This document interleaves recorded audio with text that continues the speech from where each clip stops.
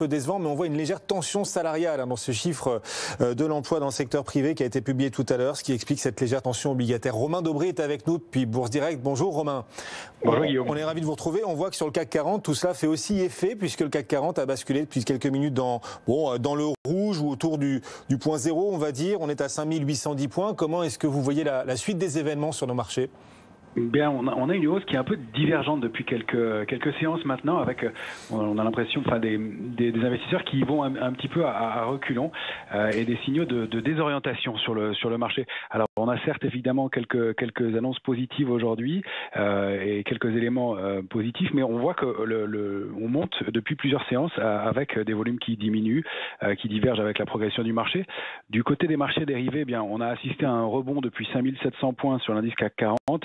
Avec la destruction de 15 000 contrats futurs sur une position de 240 000, donc pas de soutien dans la hausse, plutôt des vendeurs qui se sont rachetés.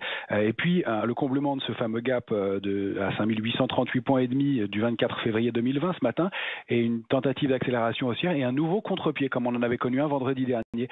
Donc ça fait maintenant 8 jours, 5-6 séances que le marché donne des signaux comme ça de désorientation. On évolue à l'intérieur d'une structure en triangle inversé qui est aussi un signal un peu risqué.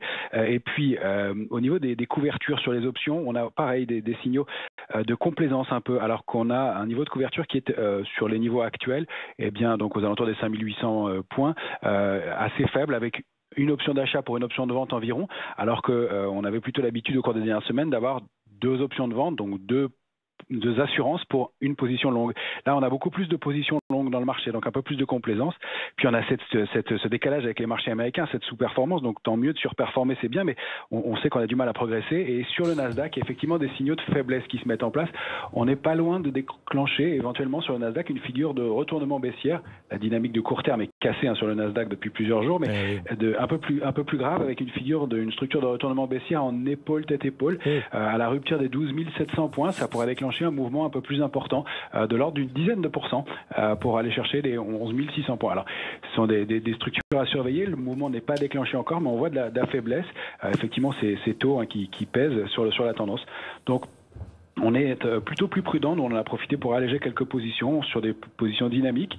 Ça ne nous empêche pas de faire des arbitrages sur d'autres valeurs moins dynamiques, mais on est rentré sur Alstom aujourd'hui par exemple. On surveille Dassault Aviation qui donne des signaux, même si on n'a pas encore franchi le pas, mais on a allégé des positions comme Plastique Val-de-Loire ou de Richebourg à court terme. Et puis on est entré sur des positions plus de protection comme sur l'or, pour une stratégie moyen-long terme aussi. C'est précieux, ces petites pépites, ces idées justement de stock picking sur le marché sous le prisme de l'analyse technique. Merci Romain de partager tout cela avec nos auditeurs, les téléspectateurs également de BFM Business. Romain Daubry, depuis Bourse Direct, chaque mercredi à nos côtés. Bonne fin de journée, bonne fin de séance Romain. Le CAC est toujours